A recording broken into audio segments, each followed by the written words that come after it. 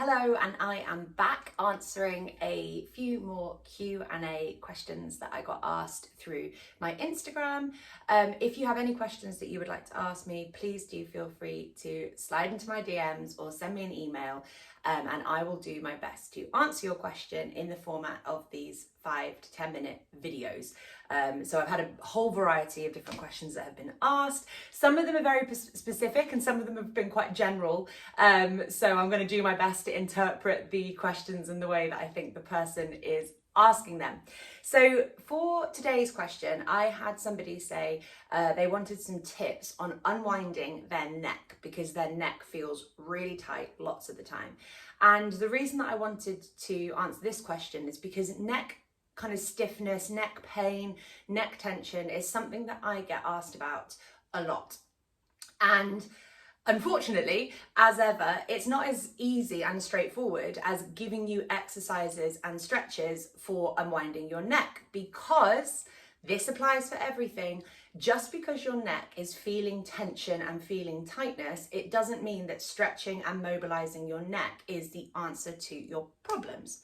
Saying that, of course, we want to maintain a full range of movement at our neck, so we should be able to move our neck comfortably forwards, backwards, side to side, rotation. You know, we want to be able to maintain a full range of movement at our neck. So at the very surface level, without thinking about everything else going on in the body, to help your neck stay mobile, stay loose, you do need to be thinking about exercising it just as you would any other part of the body. So we are always looking at maintaining or regaining and maintaining full function at the hip joint, at the ankle joint, at the pelvis, at the spine, at the shoulders, at the wrists, and the neck is part of that. So do consider actively moving your neck around. But saying that, if your neck is really, really tense because it's compensating for something else, you moving your neck around loads may actually make it feel worse. So I addressed this in my video about plantar fasciitis, which is when the bottom of the feet get really like stiff and irritated and it can feel like a stabbing pain. Just because you have plantar fasciitis doesn't mean that like stretching out your feet and mobilizing your feet is the answer to your problems, because if that part of the body is irritated and tense, you moving it more might make it feel more irritated and tense. So we've got to take a global view of the body as ever. So your neck is the roof on top of a building, and your building might be falling down in other areas. So if your feet are really stiff or really unstable, your foundations are going to be wobbly.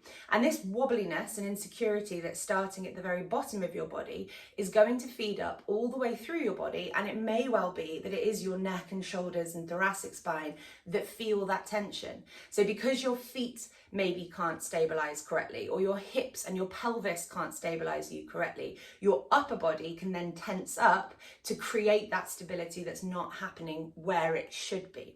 So that's just an idea and an example of the way in which the things that are happening below can massively impact what's going on top. So it may well be that if you've got a really stiff neck, don't think about your neck at all. Think about working your feet. Think about trying to get your hips and pelvis back over your ankles in the side view so that your pelvis isn't sort of driving forwards. How mobile is your thoracic spine? How mobile is your lumbar spine? Can your pelvis move forwards and backwards? Can you rotate your hips? What are your glutes doing?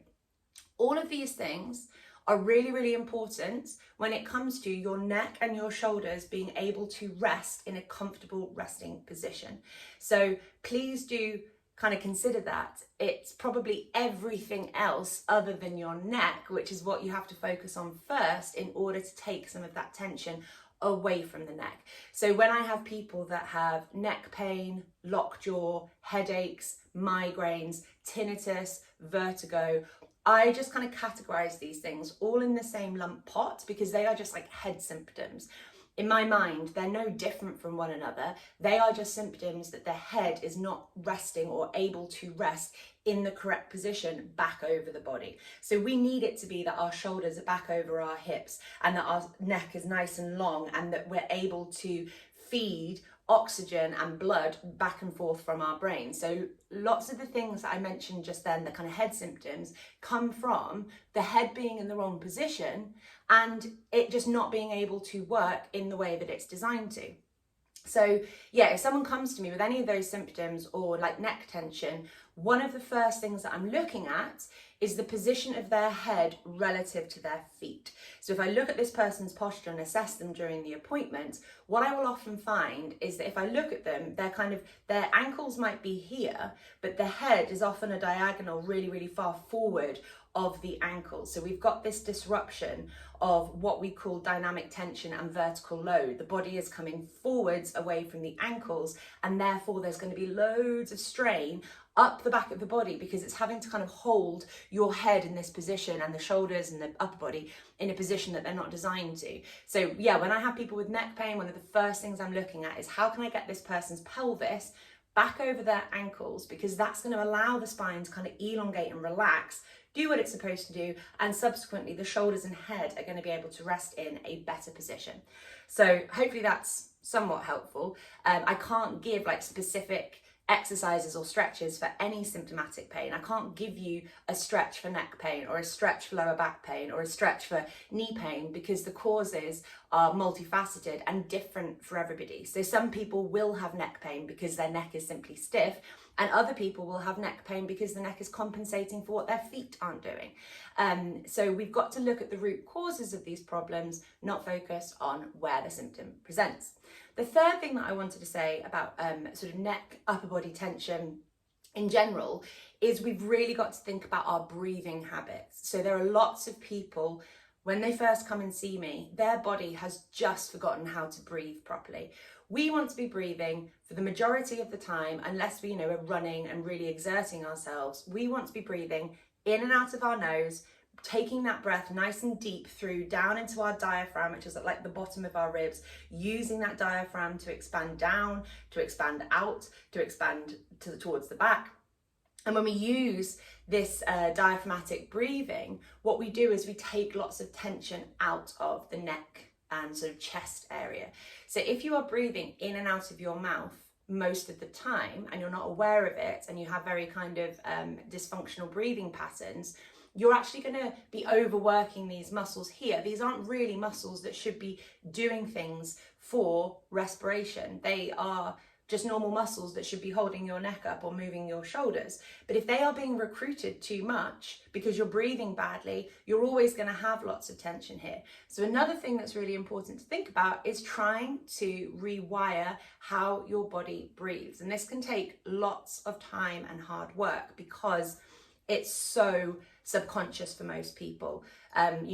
It's very difficult to live your daily life and think about those breathing habits, but one of the ways in which you can start trying to integrate better breathing habits is by spending time doing my type of exercises or yoga or other things like that, where you are in a kind of conscious, mindful state and relaxed enough that you can focus on the breathing and nothing else. So you want to, if you have a look on my YouTube, you'll find my kind of the passive positions, which are things like static back or modified floor block or wall drop. These might not mean anything to you, but have a look at those 3 exercises as an example. And you will be staying still, allowing your body to relax. And if you would spend about 20-30 minutes in one of those positions, it's going to give you that time to really just hone in on your breathing without getting distracted about what your hips are doing or what your feet are doing or what your shoulders are doing and that type of thing. So in terms of neck tightness and stiffness and things like that, firstly, are you retaining a range of movement at your neck? Are you thinking about moving your neck without moving the shoulders? So you'll see lots of people where they move their head to the side and then the kind of shoulder goes up. They're compensating there with their shoulder. They're not actually moving their neck at all. So you've got to make sure that your shoulders stay still when you're trying to mobilize your neck. Otherwise you're compensating. Secondly, what position is your head and neck in relative to the rest of your body?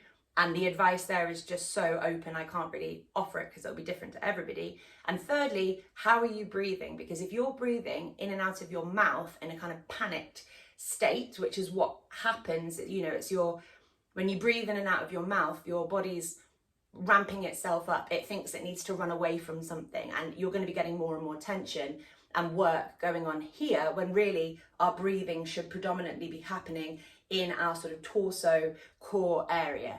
So hopefully that's helpful, and that answers, or tries to answer, what to do with a stiff neck and how to think about approaching it.